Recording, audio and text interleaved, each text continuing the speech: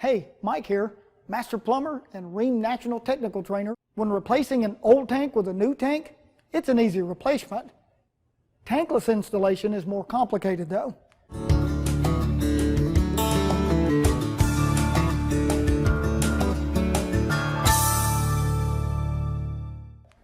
Since the water connections are in a different location, your water pipes will probably need to be cut out and replaced.